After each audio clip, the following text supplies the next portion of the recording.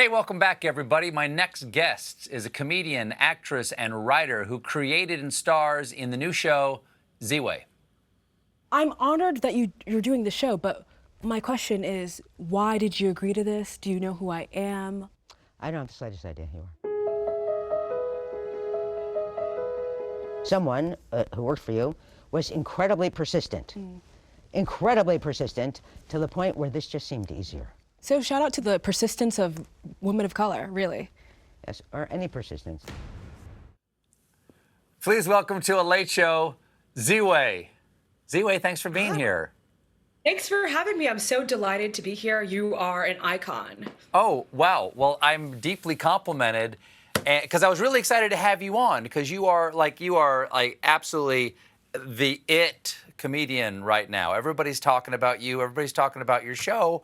And then I found out that we already met.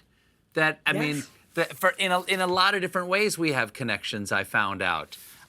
This is me glomming onto your popularity, in case you're wondering. That's how you get one of these shows. This is the first place. There's so many ways. Strap in, people at home, because there's so many different ways.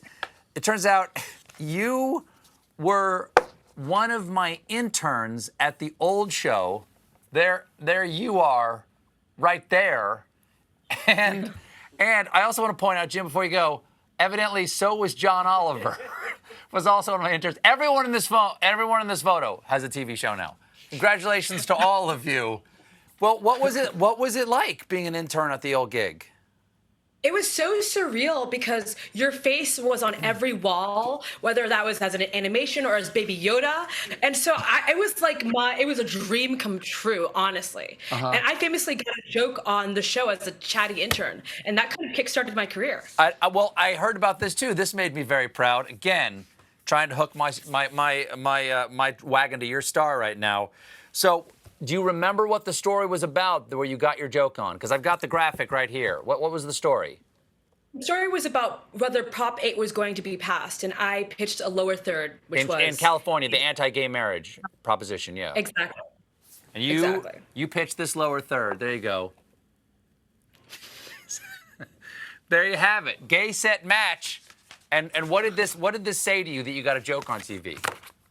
Well, honestly, I was raised by a Nigerian immigrant, so I had no idea that there were professional artists who weren't doctors and dentists who moonlighted. And so getting a joke on the show at 21 years old just opened my eyes to a new world of creativity. And then I went on to work at The Onion, and then I interned at I.O., and I did improv there as well. So it really kickstarted my career, honestly. You also went to Northwestern, which I went to. What'd you study there?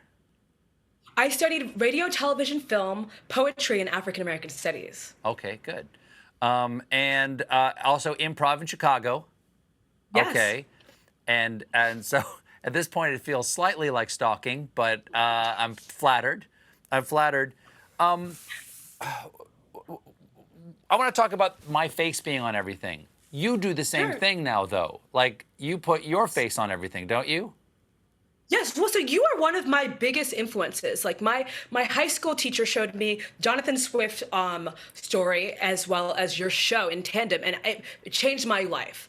And so as a result, because I interned at your job and I saw your face everywhere, it inspired me to create an opening theme song with my face everywhere and kind of as an homage to your character. And you don't have to be honest about this if you don't want to, but isn't it kind of great to be a character who is really self-important and thinks that they're really great and puts their face on everything so you can pretend that's not your ego, that it's just your character doing it?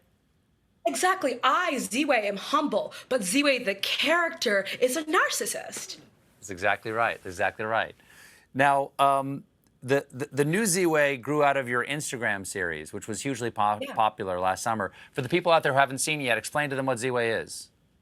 Well, so Ziwe, my television show with A24 and Showtime, is a satirical comedy show where I interview respective guests about race and pop culture, and hijinks ensue. Do you have any hesitancy? I used to, when I would go out on the road, especially and interview people would say, "How do you ask that question? Like, how do you A, keep from laughing, and B, how do you bring yourself? You seem like a polite person. How do you bring yourself to ask questions that might upset the person who is being asked?" I start speaking before I think, and then the words just come out. Are, has anyone got really upset with you? Not yet, but time will tell. It's only a season 1 show, so I have a lot of time, hopefully. Now, in addition to creating the show, you star, you write, you produce, you edit, you appear in your own as your own musical guest in every episode. What is that? Why do you need that kind of creative control? Do you think that's entirely positive to have that much control? And why are you a control freak? You know, I have trouble letting go. I read when you first started Late Show, you were like in the rafters looking at tile. So I can really relate to that inability. Yes, it was not a great idea, but I'm glad it worked out for you.